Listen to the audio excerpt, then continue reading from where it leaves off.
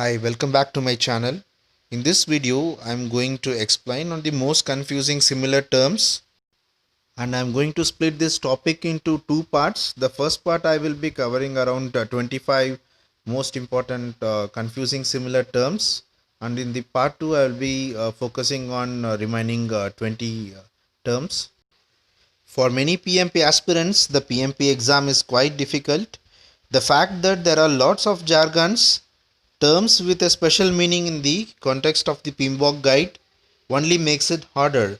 Even if you are a seasoned project manager, the terms found in the PMBOK guide may be difficult if you have never run projects based on the PMBOK guide framework.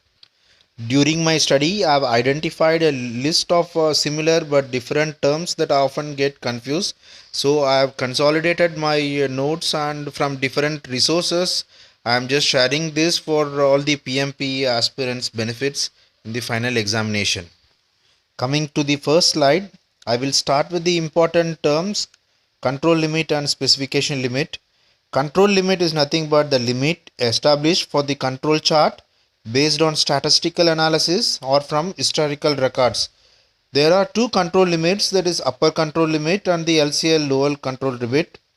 By convention, the control limits would usually be plus or minus 2 or plus or minus 3 standard deviations and from the target value, though this will vary from the process to process.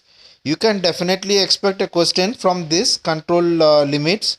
If there are results failing outside the control limits, the process is said to be unstable or that is out of control.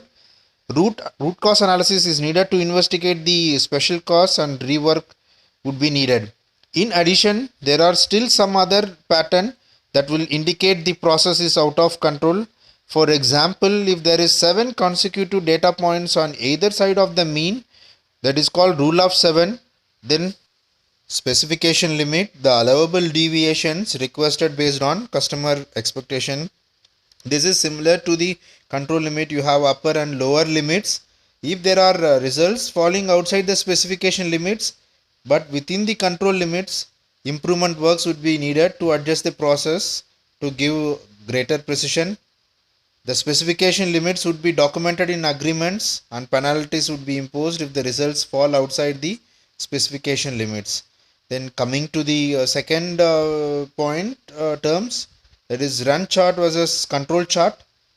Run chart is nothing but plotting the value of a variable over time to analyze the trend of a process. This is basically to analyze the trend of a process.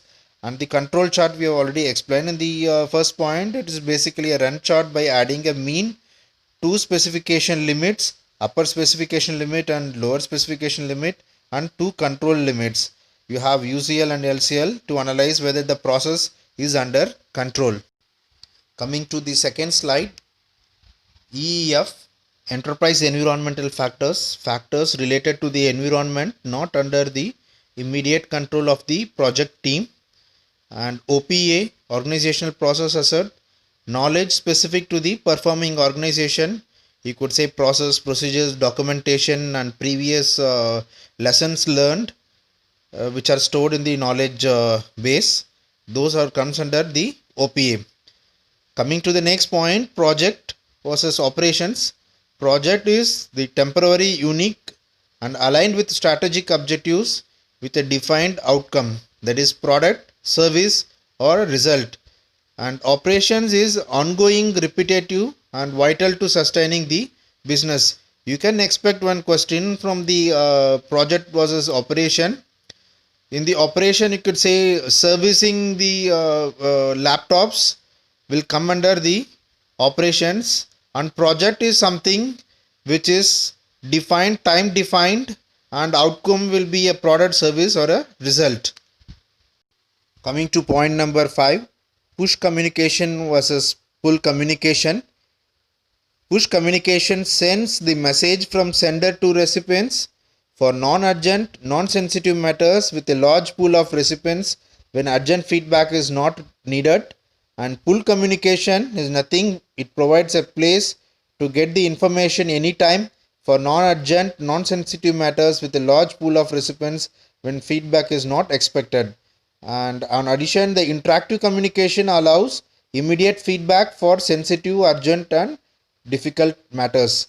Coming to point number 6, it is most important in the risk chapter: qualitative risk analysis versus quantitative risk analysis. Qualitative risk analysis provides a qualitative approach for assessing risk in terms of their relative impact and likelihood, that is P into I. And coming to the quantitative risk analysis, provides a quantitative approach for assessing risk in terms of possible money and schedule costs. Generally, in projects, if it is small, they will do the qualitative risk analysis. If the project is big, they will go further into quantitative risk analysis, because quantitative risk analysis requires lot of resources to go in depth. Next point is the develop versus manage project team. After acquiring the project team, the project manager is responsible for both develop and manage the project team. Develop is to bring out the best of the team through training and better environment. Manage is to resolve issues and conflicts that impede the performance of the team through interpersonal skills and appraisals. You can expect one question on this. Coming to slide number 3, rough order of magnitude estimate versus definitive estimate. Rough order magnitude estimate is within the range of minus 25% to 75%, and this preliminary estimate will be within the range of minus 15 to plus 50%. Budget estimate will be within the range of minus 10 to plus 25%. Definitive estimate will be within the range of minus 5% to plus 10%, and final estimate will be 100% accurate. Coming to the next point, analogous estimating versus estimating. This is most important terms for the exam. Analogous estimating is the estimation is made by making an analogy with similar project from the past. However, the accuracy is quite low. And parametric estimating is the estimation is based on adjusting parameters from historical information. The estimation is more reliable. Example for parametric estimation is, if you know the per square feet rate for constructing a commercial building, then you can easily do the estimation. That is called parametric estimation. Coming to the next point, avoid versus mitigate in the project risk management topic. In project risk management, there are several risk management strategies as recommended in the PMP guide for positive and negative risks. For negative risk, there are mitigate, avoid, transfer, accept and escalate strategy. For positive risk, that is for opportunities, you have enhance and exploit. And coming to the avoid versus mitigate, avoid is to completely eliminate the likelihood impact of the risk, and mitigate is nothing but to reduce the impacts, the likelihood of occurrence of the risk. Coming to the next point, enhance versus exploit. This is from the positive risks. Enhance will increase the percentage of occurrence of the opportunity or to increase the benefits from the realization of the opportunities. Exploit will make the occurrence 100% happen. Coming to the next point, that is contingency plan versus fallback plan. Contingency plan is the pre-developed risk response strategies to taken if the actively accepted risk occurs. Fallback plan is the pre-developed risk response strategy to be taken if the primary risk response is not effective. Coming to the next point, nominal group technique versus brainstorming is a data gathering technique. Brainstorming, generating as many ideas as possible in a safe environment without any judgment from others. And nominal group technique is brainstorming plus group ranking or prioritization. Other PMP group techniques mentioned in the PMP guide include Delphi technique, mind mapping, affinity diagram, multi-criteria decision analysis. Coming to the slide number 4 and point number 1, creating WBS versus decomposition. Creating WBS requires the tool of decomposition, and yet decomposition will also break down the lowest level of WBS, that is work packages, into activities and tasks. Creating the WBS is a process for project scope management while the tool decomposition is used in both project scope and time management. Coming to the next point, that is responsible versus accountable. In the RASI chart, project individuals or stakeholders are defined as responsible, accountable, consult and inform statuses. Responsible means the person or persons assigned to carry out and finish the task. There can be more than one people responsible for an activity or task. Generally, the team members will be the responsible for the activity or the project. Coming to accountable, accountable means the person assigned is accountability cannot be shared, means that there is only one individual accountable for an activity or task. Coming to the next point, that is project calendar versus resource calendar. Project calendar indicates the dates and time the project team is planned to be working. Resource calendar is nothing but it indicates the dates and the time a particular resource, that is human resource or machines etc. will work. Coming to the next point, that is resource leveling versus resource smoothing. Resource leveling is a resource optimization technique in which the project manager adjusts the start dates and finish dates of different activities in order to balance the demand for resources versus available supply. Coming to the next, that is resource smoothing. Resource smoothing is a resource optimization technique in which the project manager adjusts the timing of different activities so that the requirement for resources does not exceed a certain predefined limit. Coming to the next terms, that is functional organization versus projectized versus matrix organization. Functional organizations are organized around the functions the organization need to be performed. Projectized organization where projects are organized around for maximum project management effectiveness. Matrix organizations are organizations with structures that carries a blend of the characteristics of functional and projectized organization. You can expect some questions from this functional, projectized and matrix organization in the final exam. Matrix organization, you have weak and strong matrix, and there will be project coordinators and project leaders. So based on the designation and the scenario given, you have to identify that is which organization it is mentioned in the question. Coming to slide number 5, point number 19, change control versus configuration control. Both the change control and configuration control processes aim to protect the project from any changes. Change control is about protecting the project from undocumented changes to the project baselines by addition or changing requirements, etc. And configuration control is about managing the specifications, versions of deliverables, processes and related documents throughout the life cycle of the project.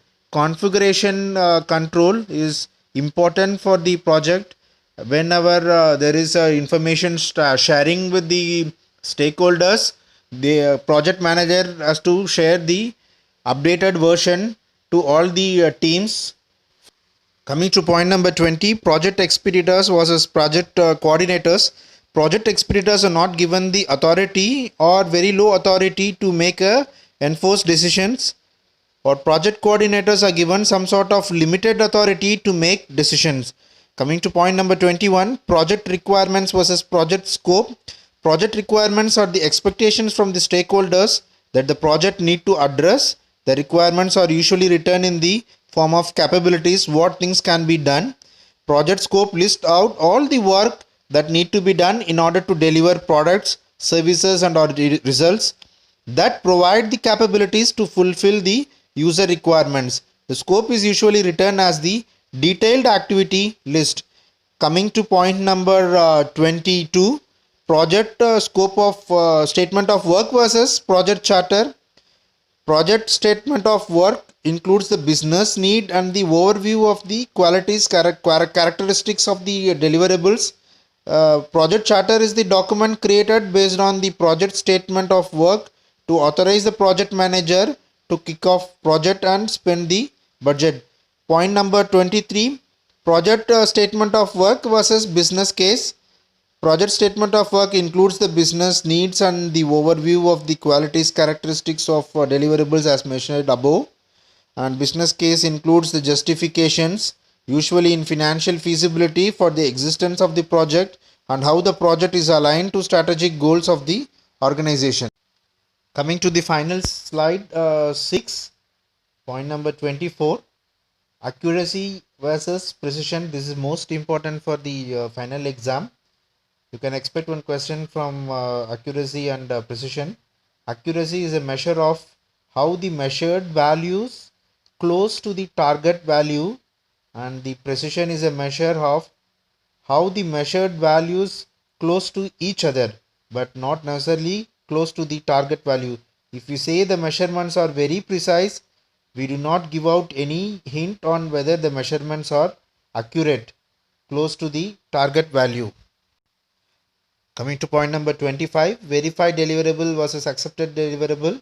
Verified deliverable is the output from project task that meets by quality control measures as specified in quality management plan, and output of the control quality, that is project quality management. Accepted deliverable, the verified deliverables from perform quality control that have been approved by the customer or stakeholders to fulfill the acceptance criteria, and output of validate scope, that is from the project scope management. In this part 1, I have covered important critical terms which you can expect for your final exam. I will be continuing the balance 20 terms in my next video. I have covered more than 50 terms from the jargons in the part 1, and I will be continuing part 2 with 40 more terms that will be really helpful for your final exam. I would suggest this video 2 days before the exam for a recap. And thanks once again for watching this video, and please support my channel. Please like, share and subscribe.